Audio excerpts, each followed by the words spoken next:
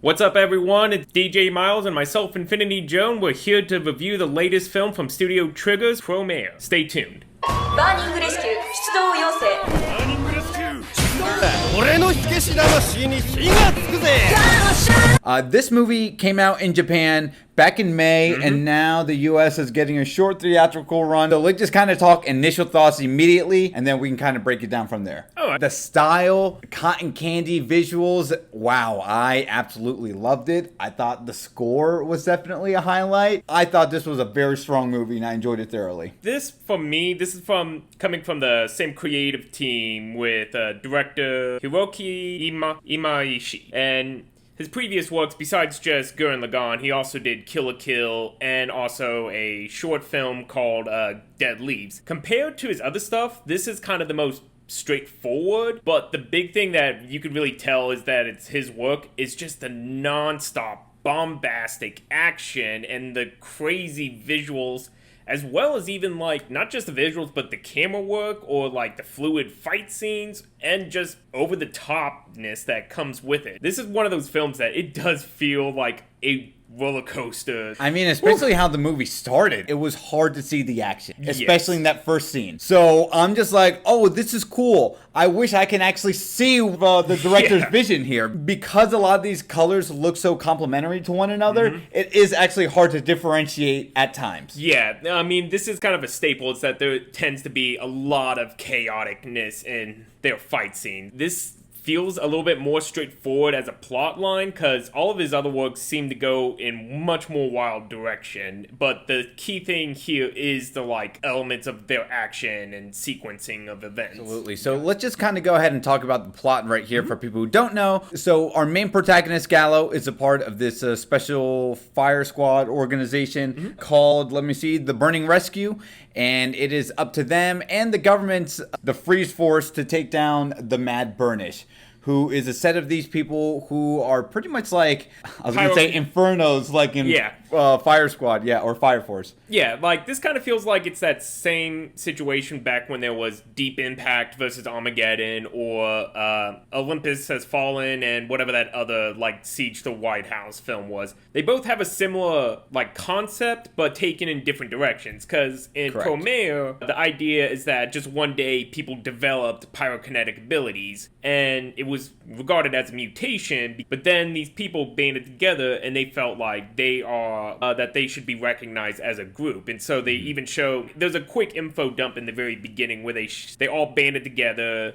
They tried to fight back for people for like their own rights and so forth, instead of being like taken down as like criminals or threats. And apparently there was what was referred to as World Fire, where it was just some big cataclysmic event, and then 30 years later is where we're picking up after this. But Mad Burnish is like the main like terrorist group of these people known as burners. And it's all done stylized in this big city of New York. I mean, that's what I got out of it, called Prompopolis. The story doesn't slow down at all. You get that initial first rush of that opening action sequence, and then they slow down while the group has pizza. It quickly just ends to give us some exposition, and then we ramp up with the plot again. Oh yeah, it does kind of feel a little contrived in points where it's just like, oh hey, your sister, she happens to work at this one place, which then becomes relevant to the plot later on. Or them just having to drop information like about the city being run by a guy named Cray and how he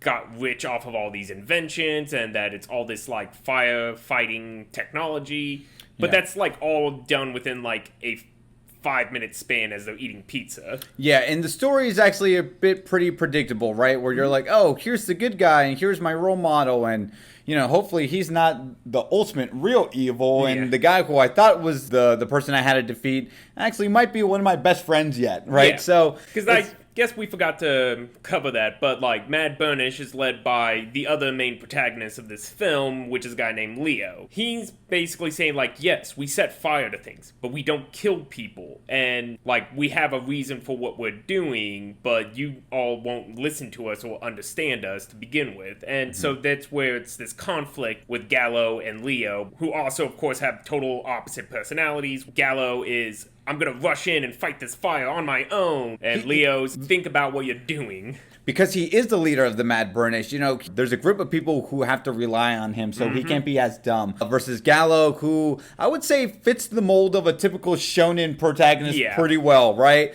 He looks cool. He has the best suits, right? His resolve is so passionate to kind of get him through anything, and he's also a big idiot. And I love how the movie just constantly refers to him of how much of an idiot he is with his poses and just even his stylized names of attacks that he gives out to everything. You know, so that was pretty fun. And let's just kind of talk about more about the characters as a whole. I think one of the things that hurt this movie for me was just how cool the burning rescue entourage was, but besides the opening action sequence, we don't see a lot from them. Yeah, I get it because this is a movie, and so a lot of the characters are very much kind of one note or one-dimensional types. Besides Gallo, we have, like, of course, like, crazy mad scientist girl that makes him his suits. We got cool calculating dude who's not the one who rushes in. Then we got another dude who's the big strong guy of the group, and then Colonel, like, hey, don't stop messing around, and so forth. The only other character we get to see quite a bit of is Ani, who's just kind of there as not quite a love interest, but she's kind of there as somewhat of like foil to both Gallo and Leo. Like, she's not crazy bombastic. I guess she's the one that's just trying to make sense of some of the stuff going on. Yeah, and I felt like they had to kind of use her as a bit of a scapegoat to move the plot along, because without her, we wouldn't have been introduced to her sister who worked for that, you know, lab. If I can talk about one of my favorite moments in the movie, is definitely the part in the second act where you just see a giant dragon. That was by far my favorite scene. There were just so much stuff happening with that,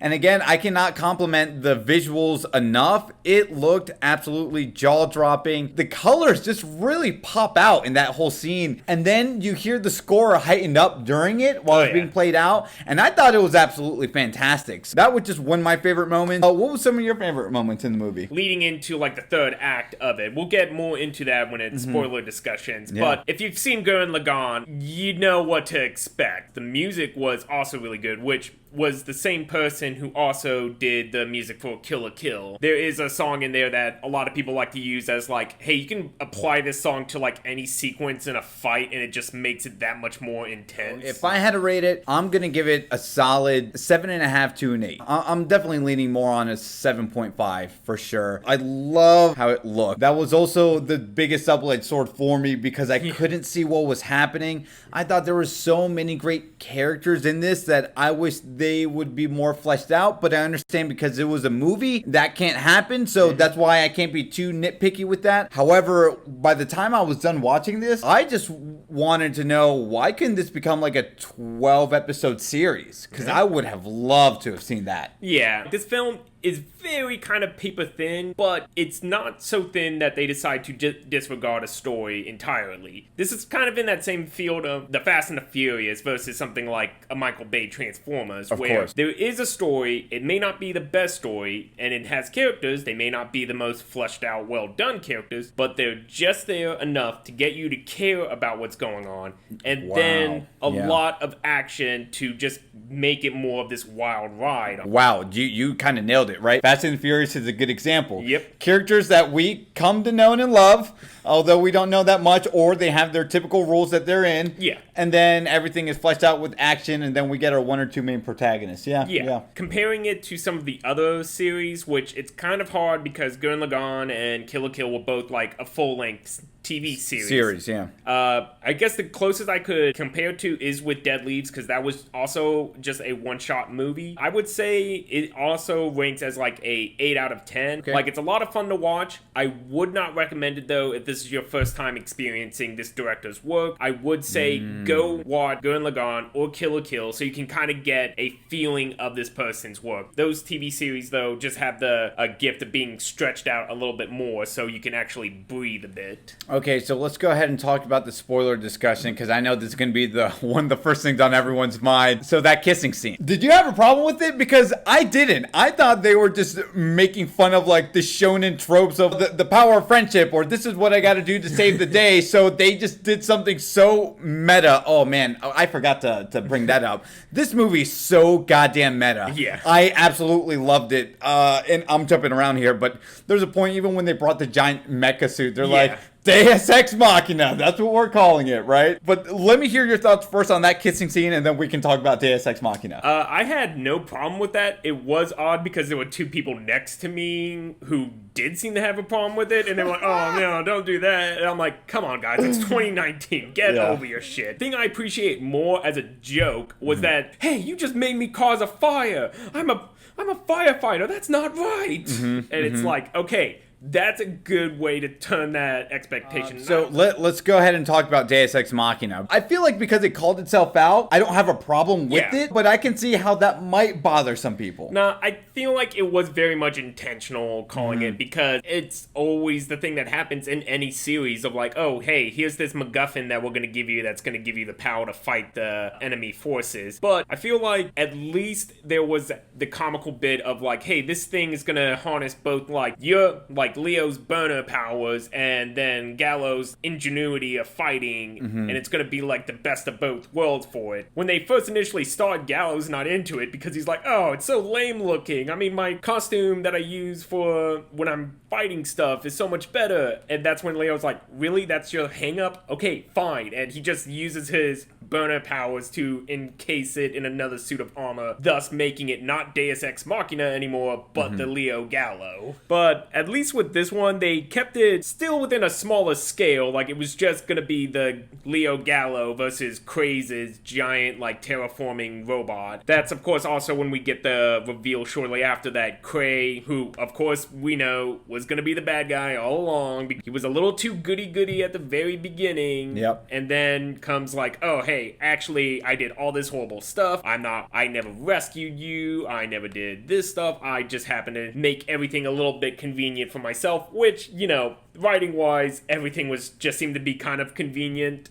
But again, I can kind of overlook it because it's not taking itself so seriously. I think because the movie is constantly making fun of itself and Gallo, that's why I can't hate it. Yeah. Sometimes it doesn't work for me, but you're right. If there's people who love Gurren Lagann and Kill la Kill, I'm sure they eat this up. And you know what? And I can't be angry for that. So, you know, that's why I would say take my rating with a, you know, grain of salt here. It wasn't for me most of the time, but I know people who would love this. Yes, but you also still had fun with it, too. Yeah, I still had a lot of fun with it, for sure. It's just a lot of fun just visually watching it. Like, we're kind of spinning in circles at this point. All right, guys, so that was our review on Studio Trigger's latest film, Promare. Let me know what you guys think in the comments down below. Did you like it? Did you not like it? What were your favorite moments? Are you going to watch this movie this weekend on its short U.S. theatrical run? Let us know in the comments down below. And as I always say, my name is DJ Miles. I'm Infinity Joe, and you can follow me on Twitter and Instagram at InfinityJoe_art if you would like to see my illustrations. All right, guys, and that is it. To be continued. Take care.